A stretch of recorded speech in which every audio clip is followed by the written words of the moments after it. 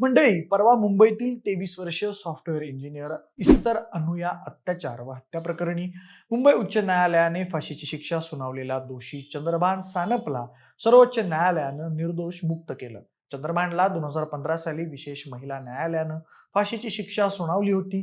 त्या निर्णयाला त्यानं मुंबई उच्च न्यायालयात आव्हान दिलं होतं, मात्र उच्च न्यायालयाने त्याची याचिका फेटाळली होती. त्यावर सानपने सर्वोच्च न्यायालयात धाव घेतली. दरम्यान सरकारी वकिलांच्या युक्तिवादात त्रुटी आढळल्याचं सांगत सर्वोच्च न्यायालयानं त्यांची निर्दोष मुक्तता केली आणि इस्तरच्या वडिलांचा सिस्टीमवरचा विश्वास उडाला. शिवाय इस्तरला मृत्यूच्या 15 वर्षांनंतरही न्याय मिळू शकला नाही.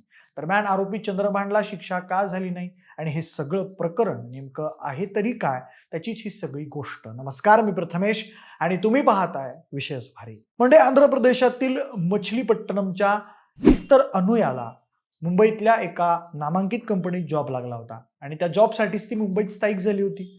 ती सुरुवातीला अंधेरीतील एका हॉस्टेलमध्ये राहत होती. 2013 सालच्या डिसेंबर महिन्यात आपल्या घरच्यांसोबत क्रिसमस साजरा करण्यासाठी गेलेली इस्तर सुट्टी संपल्यानंतर रेल्वेनं मुंबईत परत येत होती. घरच्यांसोबत आनंदात क्रिसमस साजरा करून तिने परतीचा प्रवास सुरू केला. पण तो प्रवास तिचा आयुष्यातील अखेरचा प्रवास ठरणार होता याची तिला तसूभरही कल्पना नव्हती.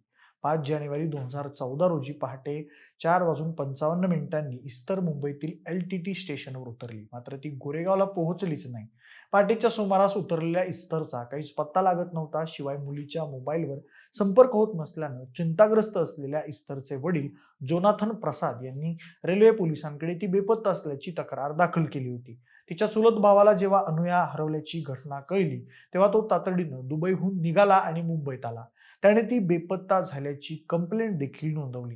पण इस्तर बेपत्ता होऊन 10 दिवस झाले तरी पोलीस तपासात कोणतीही प्रगती करू शकले नव्हते. फक्त मोबाईल टॉवर भांडूपपर्यंत आढळल्याची माहिती होती.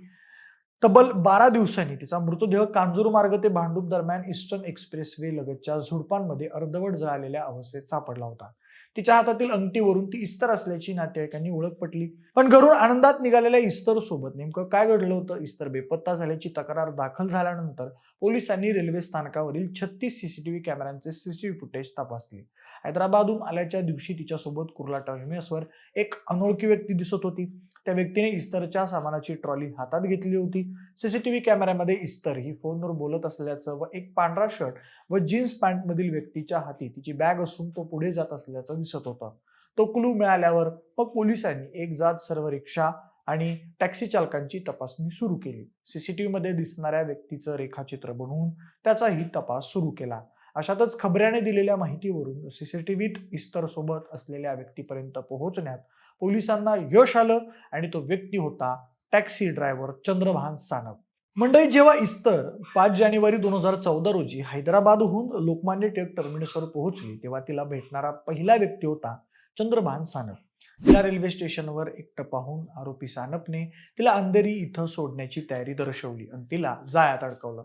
तिच्या अंधेरीवरच्या हॉस्टेलवर सोडण्यासाठी त्याने तिच्याकडे 300 रुपयांची मागणी केली होती. पण स्टेशनमधून बाहेर पडल्यानंतर सानपकडे टॅक्सी नसून मोटरसायकल आहे हे लक्षात आल्यावर इस्तरनं त्याच्यासोबत जाण्यास नकार दिला.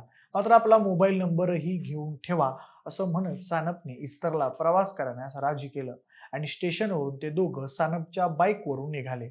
म्हणजे हा सानप कुणी साधा सुद्धा माणूस नसून त्याच्यावर पाकिटमार, लूटमार असे अनेक गुन्हे दाखल होते. पण बिचारा इस्तरला त्याचं हे बॅकग्राऊंड अजिबात माहिती नव्हतं. पण त्या ठिकाणी दुसरी कुठलीही टॅक्सी नसल्याचं पाहून इस्तरने आरोपीसोबत जाण्याचं मान्य केलं आणि ते दोघे तिथून निघाले. थोडं पुढे गेल्यावर अचानक आपल्या गाडीतील पेट्रोल संपल्याचं कारण सांगत त्याने एक्सप्रेस हायवेवरून गाडी सर्व्हिस रोडला वळवली. थोडं पुढे गेल्यावर त्याने पहाटेच्या धुक्याचा फायदा घेत जबरदस्तीने जवळच्या झुडपात नेऊन तिच्यावर अत्याचार केला आणि तिची निर्घृणपणे हत्या केली. पुढे पुरावा नष्ट करण्यासाठी त्याने तिचा मृतदेह जाळून टाकण्याचाही प्रयत्न केला. त्यानंतर तो तिचा लॅपटॉप घेऊन पसार झाला. दरम्यान पुढे 16 जानेवारीला पोलिसांनी त्याला नाशिक इथून अटक केली. त्याच्या शेजाऱ्यांच्या मते सानप भलताच विकृत माणूस होता. त्याची त्याच्या पहिल्या पत्नीशी सतत भांडणं व्हायची. एक दिवस असंच भांडण करून तो तिला कुठेतरी घेऊन गेला, मात्र परत येताना एकटाच आला होता. त्या बाबतीत विचारणा झाल्यावर तिचा मेडिकल कॉम्प्लिकेशन्समुळे मृत्यू झाल्याचं तो सगळ्यांना सांगत होता. शिवाय त्याची दुसरी बायको त्याला सोडून निघून गेली होती. तो आधीपासूनच अत्याचारी आणि क्रूर होता.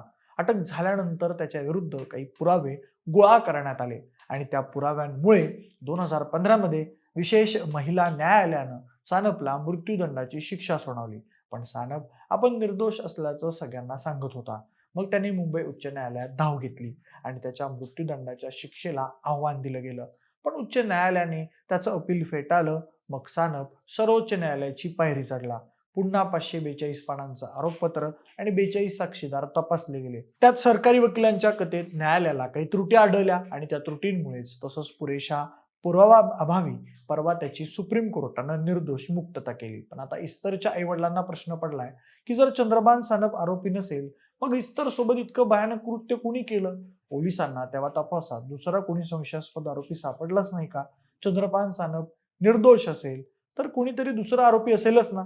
आणि म्हणूनच इस्तर ह्या केस आज सुद्धा 10 वर्ष उलटून गेली तरी न्याय व्यवस्थेला पडलेलं कोड आहे. यात तपास नीट झाला नाही का? पीडितेची बाजू व्यवस्थित मांडण्यात आली नाही का? नेमकं काय घडलं असेल? तुमची मतं आम्हाला कमेंट करून नक्की सांगा. जर हा व्हिडिओ आवडला असेल तर लाईक आणि शेअर करा. सोबतच आपल्या विशेष भारी या YouTube चॅनलला देखील सबस्क्राईब करायला अजिबात विसरू नका. धन्यवाद.